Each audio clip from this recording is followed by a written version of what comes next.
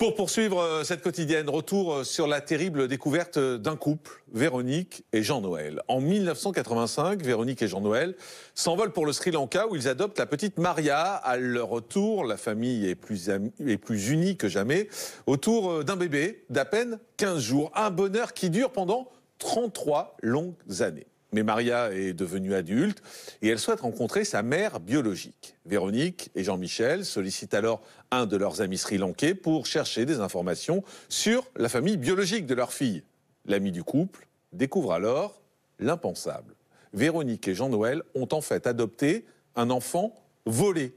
Maria avait été enlevée à sa mère seulement 3 jours après sa naissance. Le monde de Véronique et Jean-Noël s'effondre. Rien ne laissait présager un passé aussi sombre. En effet, les époux avaient cru rencontrer la mère de Maria pendant l'adoption. Ils ignoraient qu'ils se trouvaient en réalité dans une ferme à bébés. Une ferme à bébés, c'est un faux orphelinat qui se livre au trafic d'enfants. Véronique et Jean-Noël retournent alors au Sri Lanka et le couple découvre de nouvelles informations. L'acte de naissance de leur fille est en fait un faux. Elle n'a en réalité jamais été déclarée dans son pays natal. Avant de recevoir Véronique et Jean-Noël en plateau, retour sur cette découverte tragique qui les a marqués à jamais. Nous sommes dans le Vercors. C'est ici que vivent Véronique et Jean-Noël, parents de 2 adorables petits garçons. Bien qu'ils aient une vie épanouie, les 2 quadragénaires souhaitent agrandir leur famille. Mais pour Véronique, il est compliqué d'avoir un nouvel enfant. L'adoption apparaît alors pour le couple comme une solution idéale. Et c'est sur les conseils d'amis que Véronique et Jean-Noël se tournent vers le Sri Lanka. Et au bout de 4 mois, ils s'envolent pour Colombo, la capitale du pays. Cette démarche rapide n'effraie pas le couple. Au contraire, ils sont au comble du bonheur. Et quelques jours plus tard, leur espoir se concrétise. Ils tiennent dans leurs bras la petite Maria, un bébé âgé de 2 semaines. Après 15 jours sur place, la famille est donc de retour dans le Vercors avec leur petite fille. Une nouvelle vie de famille se met en place. Les 3 enfants s'entendent à merveille. Maria et ses frères sortent, s'amusent, voyagent. Avec leurs parents, ils retournent même plusieurs fois au Sri Lanka. Le temps de l'adoption est bien loin. Véronique et Jean-Noël vivent désormais le bonheur d'avoir une fille. Mais après des années d'insouciance, une terrible nouvelle vient faire basculer l'équilibre familial. À l'âge de 33 ans, leur fille, Maria, exprime le souhait de retrouver sa mère biologique. Ce besoin de savoir va entraîner toute la famille vers un passé tragique qu'ils ignoraient. La famille requiert alors l'aide d'un ami sri-lankais. L'homme mène son enquête sur place et il va leur révéler que Maria fait en fait partie d'un trafic de nouveau-nés. Le monde de Véronique et Jean-Noël s'écroule. La maison dans laquelle vivait la petite Maria en 1985 était en réalité une ferme à bébés, un lieu où les enfants sont arrachés à leur mère pour être adoptés par des Occidentaux. Parfois volés, parfois déclarés morts, ces bébés se retrouvent après quelques jours de vie dans les bras d'une mère de substitution. Cette terrible réalité frappe alors Véronique et Jean-Noël. Ils ont été victimes d'un véritable trafic mafieux. Le couple se doit de révéler la vérité à leur fille. Bouleversée, mais déterminée, Maria ne perd pas son objectif de vue, se rendre au Sri Lanka et retrouver sa mère. En 2018, la famille décolle, direction Colombo, là où 33 ans auparavant, la jolie Maria a été arrachée à sa mère. Sur place, ils retrouvent la directrice d'orphelinat. Malheureusement, la femme semble sénile et refuse de donner les précieuses informations que la famille est venu chercher. Le couple ne perd pas espoir et continue les recherches auprès des autorités. Il découvre que l'acte de naissance de Maria est un faux. La jeune femme n'a en fait jamais été déclarée dans son pays natal. Une information fracassante qui vient encore plus fragiliser Maria dans sa quête d'identité. Retour en direct sur le plateau de la quotidienne de Crimes et Faits divers. Bonjour Véronique.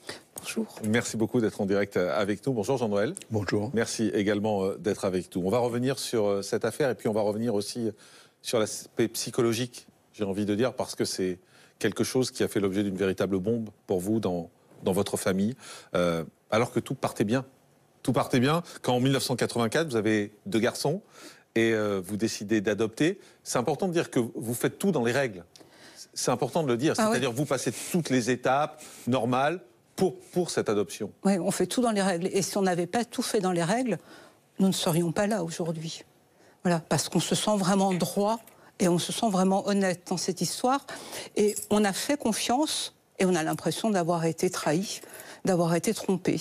Tout faire dans les règles, ça veut dire faire un dossier tamponné par le ministère des Relations extérieures, l'agrément de la DAS, enfin vous avez tous les éléments. Ah oui, oui, on a tous les éléments. Et quand aujourd'hui, la réponse qu'on a des autorités françaises, de l'administration française, des ministères, de nous répondre « Oh, mais vous étiez partis un peu à l'aventure ». Au départ, c'est ce qu'on a essayé de nous répondre. Et on leur dit « Mais non, c'est pas possible. Regardez, vous aviez tamponné notre dossier. Nous avions une attestation DAS et le dossier qui a été tamponné au ministère des Relations extérieures, on a même payé des frais de chancellerie. Donc on a vraiment en main toutes les preuves que tout ce que nous avons fait, c'était exactement la procédure à suivre. Donc vous faites toutes les démarches en France, puis vous partez au Sri Lanka. Là-bas, vous allez dans un orphelinat, a priori. Ce que vous pensez être un orphelinat, en tout cas, voilà. C'est ça En arrivant sur place, il se passe à peu près la même chose qu'en France sur un délai beaucoup plus court, c'est-à-dire qu'on repasse par une procédure d'aller rencontrer un commissaire du service de protection de l'enfance, d'aller rencontrer un avocat, on nous présente l'enfant. Enfin voilà, dans la forme, c'est vrai que tout semble correct. Alors, il y a juste un faux pas, Jean-Noël, il y a juste un faux pas au départ, c'est-à-dire qu'on vous remet entre guillemets, un mauvais enfant. Oui. Dès notre arrivée, le 15 janvier donc 1985, la personne, donc Madame Pereira, qui s'occupait de cet orphelinat, entre parenthèses, nous fait amener un enfant. Donc cet enfant, bon, on nous dit, voilà, c'est l'enfant que vous allez adopter. Et puis 1 heure ou 2 heures après, coup de téléphone de Madame Pereira qui dit à Véronique, rendez l'enfant, c'est pas le vôtre, c'est celui de vos voisins de chambre, et on vous apporte le vôtre. Voilà. Ça vous inquiète pas, ça? C'est quand même pour le moins étonnant de se tromper d'enfant. Vu d'aujourd'hui, bien sûr que ça nous inquiète. Mais à l'époque, il faut bien vous dire, c'est 1985. On atterrit à Colombo sur un aéroport où on descend de l'avion par une échelle, on marche sur le tarmac, on nous met dans un van, ça c'est le 14 janvier, on nous met dans une guest house, voilà, et on attend. Et à Colombo, c'est 30-35 degrés, 80% d'humidité, vous êtes dans un autre monde. Alors, le 15 janvier, effectivement, ça nous paraît bizarre. Mais on n'est pas en état de s'inquiéter, de remettre tout en cause, voilà. Alors finalement, on va vous remettre Maria, et puis vous allez rentrer en France, et tout va bien se passer pendant 33 ans, c'est ça? 33 ans de bonheur. D'une famille normale. D'une famille normale, vous retournez 2 fois, je crois, au Sri Lanka, c'est ça? Oui, on retourne 2 fois. Mais voilà, mais tout va bien. Ah, tout va bien. Et puis Maria vous dit, j'ai envie de connaître ma mère. Et vous, votre réaction, c'est quoi? C'est de dire oui, pourquoi pas? Oui. Même si moi, je reconnais que pendant des années, j'avais dit jamais je ne ferai cette démarche. Enfin, pourquoi? Parce que c'était moi la mère. Ouais. Voilà. Et parce que c'est quand même difficile d'entendre, de se dire qu'un enfant dit à sa mère, je voudrais retrouver ma mère. Ben voilà. On est quand même dans des schémas qui sont bouleversants. Voilà. Et c'est vrai que j'ai mis longtemps aussi, moi, à me préparer à cette idée que l'on pouvait retourner sur place et que Maria pourrait vouloir retrouver sa mère. Voilà. Mais quand elle nous l'a demandé, c'est vrai que ça m'a semblé naturel au point qu'on lui a dit, mais on va t'aider. On va t'aider. Et qu'elle nous a même dit, j'ai besoin de votre aide. Juste pour bien comprendre, les relations avec Maria pendant ces 3 années, c'est le bonheur.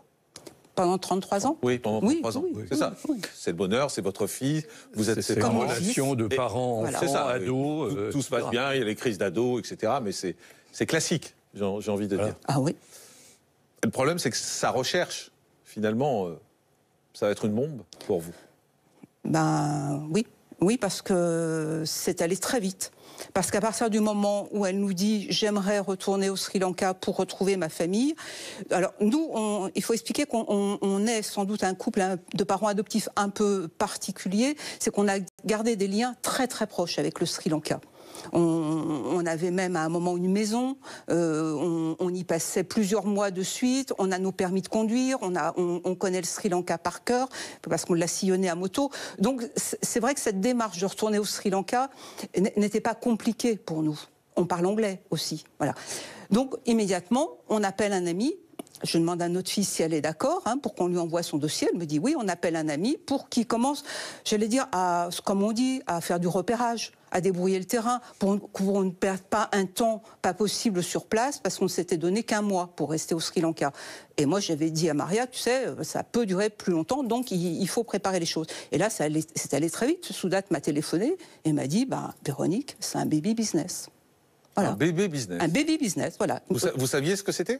Un bébé business ? Ah bah oui, j'ai quand même compris, oui. Je parle anglais, j'ai compris. Non, mais d'accord. J'ai compris, il y avait un truc qui allait pas. On me dit c'est un bébé business, je comprends pas ce que ça veut dire. Je crois, oui, que j'ai vite compris, oui. Ouais, c'est vrai, vous avez raison. Je me suis pas. Oui, vous avez raison. Oui, parce que ça a été immédiat. C'était énorme. Et il avait questionné des voisins. On vous dit quoi finalement ? Parce que bébé business, c'est pour ça que je vous dis ça, parce que ça peut vouloir dire beaucoup de choses. Ça peut dire que c'est une maman qui l'a vendu contre de l'argent. On vous explique quoi finalement ?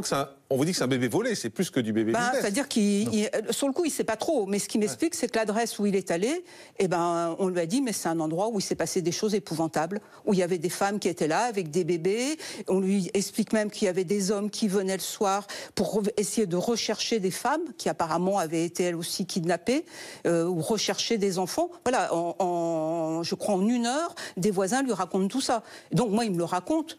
Donc c'est une évidence pour nous.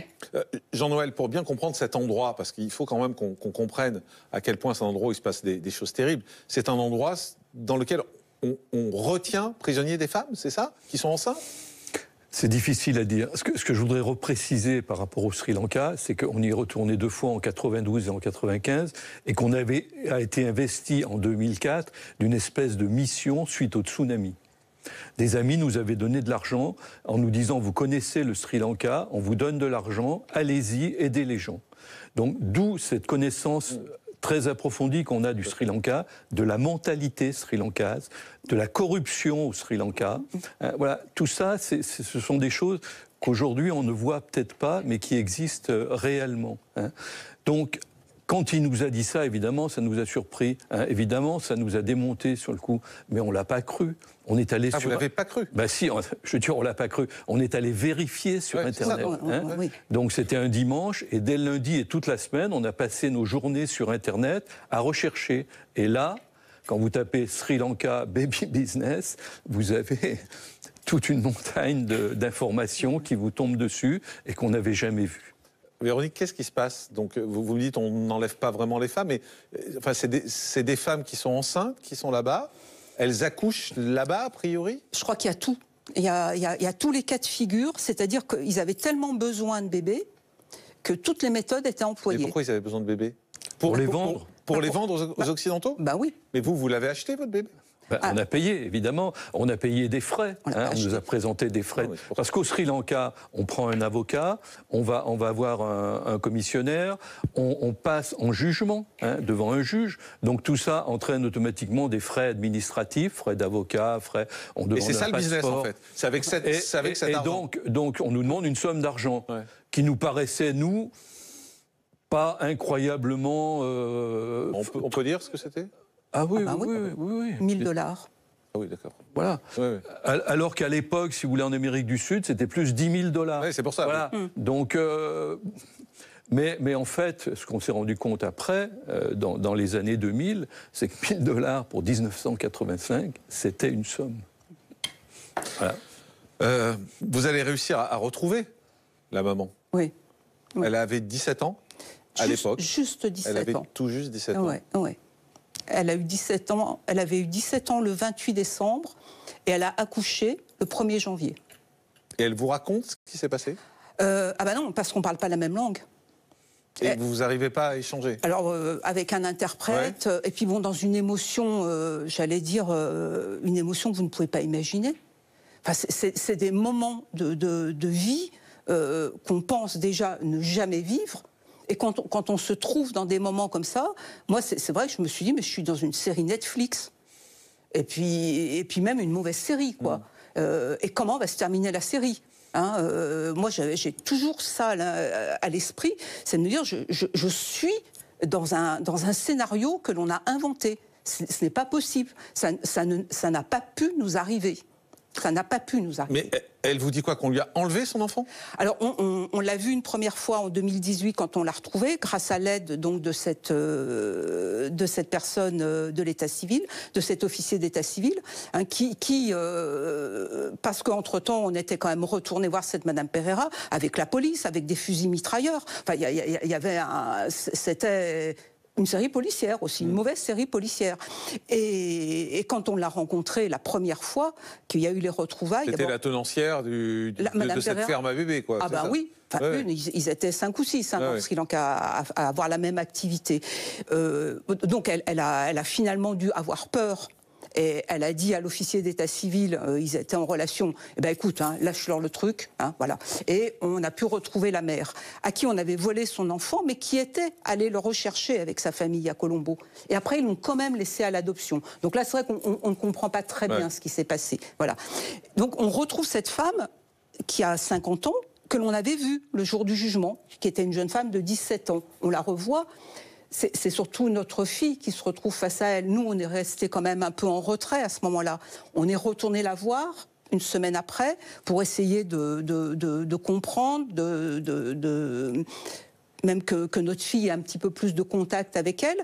Et on est retourné une 3e fois la voir, que Jean-Noël et moi, en 2019, parce qu'on avait encore des questions à lui poser. Mais votre fille, au milieu de tout ça, elle réagit comment ? Je sais pas, imaginez. Je ne sais pas comment on peut réagir, je ne sais pas. Mais vous la voyez réagir. Qu'est-ce qu'elle dit ?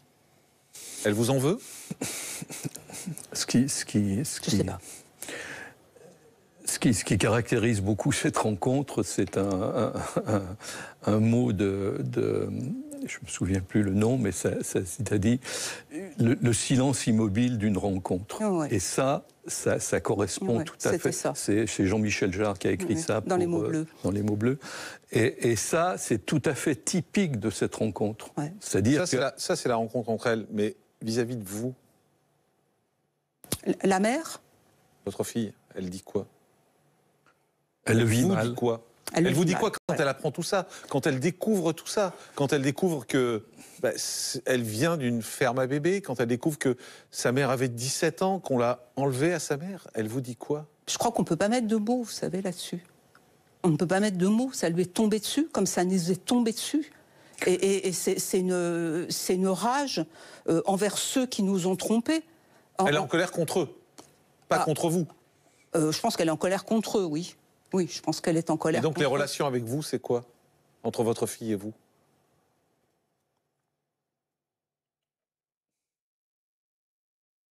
Dans les jours qui suivent, elle nous dit que c'est nous, ses parents, et qu'elle nous aime. Et après, c'est plus difficile.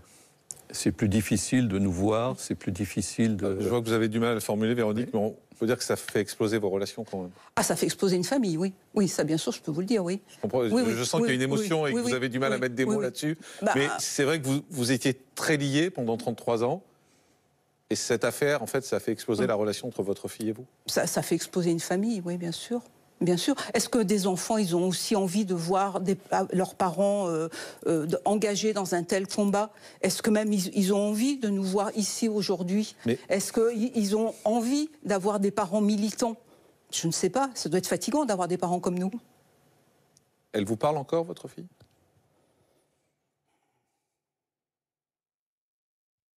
On ne peut pas parler à sa place. Est-ce qu'elle vous parle? Voilà. Est-ce qu'elle vous parle? Moi, je ne veux pas parler à sa place. C'est une vraie douleur. Faut savoir que ces adoptions illégales débouchent presque inévitablement sur des drames, sur des choses qui sont, je pense, irréparables. Ce que j'ai du mal à comprendre, Jean-Noël, c'est pourquoi votre fille vous en voudrait à vous? Vous avez tout fait dans les règles. Vous êtes battu pour elle, vous êtes battu pour qu'elle connaisse la vérité. Vous ne connaissez pas bien le monde des personnes adoptées. Non. Voilà. Je vous le dis. Donc vous sauriez à ce moment-là que les personnes adoptées en veulent toujours à leurs parents adoptifs. Voilà. Et c'est comme ça, et on l'accepte, et pourquoi pas, parce qu'ils portent ces enfants, enfin ces personnes adoptées, puisque maintenant ce sont des adultes, portent une douleur ou des troubles qui leur échappent peut-être même à eux. Mais Véronique, vous avez le sentiment d'avoir perdu votre fille? Pour l'instant, oui, peut-être, oui. Pour l'instant. On va dire que c'est des étapes d'une vie. Après, le temps qui est devant nous est beaucoup plus court que celui qui est derrière nous. Donc c'est vrai que j'ai un peu envie de mettre les bouchées doubles. C'est pour ça que ce combat, on l'accélère parce qu'on sent le temps qui passe. Quand on demande justice et qu'on demande à notre gouvernement de reconnaître qu'il le savait et qu'on a les preuves qu'il le savait et qu'ils nous ont laissé nous embarquer là-dedans, c'est vrai que je sens que le temps est compté. C'est sans doute ce qui est très difficile en ce moment, c'est de sentir ce temps compté par rapport à la justice que l'on demande, par rapport à notre vie familiale. Oui, ça c'est compliqué à vivre. Stéphanie Germani, Jean-Noël le disait avec raison, je ne connais pas particulièrement le monde des enfants adoptés, mais j'ai quand même du mal à comprendre finalement pourquoi ils se retrouvent victimes deux fois, en fait. C'est-à-dire qu'on a face à nous un couple qui est victime deux fois, victime parce qu'il a été arnaqué, voilà, et victime parce que leur vie familiale a volé en éclats. Alors pour répondre à toutes ces questions, il faudrait que je reprenne un petit peu les bases. Je côtoie en fait des psychologues qui travaillent au Conseil général au service adoption et elles m'expliquaient que pour adopter un enfant, c'est extrêmement long. Déjà, il y a beaucoup d'entretiens de manière générale avec les psychologues pour vérifier si les parents vont avoir les assises narcissiques pour supporter la colère, et donc c'est ce que vous disiez, qui va forcément émerger chez tout enfant qui sera adopté. Pourquoi ? Un enfant, lorsqu'il grandit, il a besoin d'avoir ses racines, ses repères, à savoir sa mère, son père. Il comprend son identité et son tronc identitaire, on va dire comme un arbre, il va pousser droit. Lorsqu'on est adopté, on arrive avec une énigme dans la vie. C'est-à-dire, j'ai mon père et ma mère d'adoption, mais pourquoi ma mère génitrice et mon père, etc., ne se sont pas occupés de moi? Qu'est-ce qui s'est passé pour qu'on m'abandonne? C'est-à-dire que tous les enfants adoptés ont une grande angoisse d'abandon parce qu'ils ont dans leurs racines et dans leur histoire l'expérience douloureuse d'avoir été abandonnés par leurs parents. Et donc ça, déjà, ça met une fragilité au niveau psychique dans la construction du développement psycho-affectif. Dans un second temps, il y a après la réalité. C'est-à-dire qu'à l'adolescence, ils commencent à se poser des questions. Bon, mes parents qui m'ont adopté sont géniaux, il n'y a pas de souci, mais quand même, qui étaient ces parents? Est-ce que c'était une femme prostituée? Est-ce qu'elle était droguée? Est-ce qu'elle est morte? Pour quel motif elle m'a laissé tomber? Donc l'enfant va essayer de résoudre cette énigme parce qu'il ne peut pas avancer. Il a besoin, même si l'information n'est pas forcément une belle information, parce qu'on sait souvent que les mères qui laissent leur enfant, c'est souvent parce qu'elles ont des parcours difficiles. Mais l'enfant a besoin de comprendre qu'est-ce qui s'est passé. Est-ce que c'est parce que j'étais un bébé qui n'était pas aimable? Enfin voilà, il y a toute une série de fantasmes qui se construit.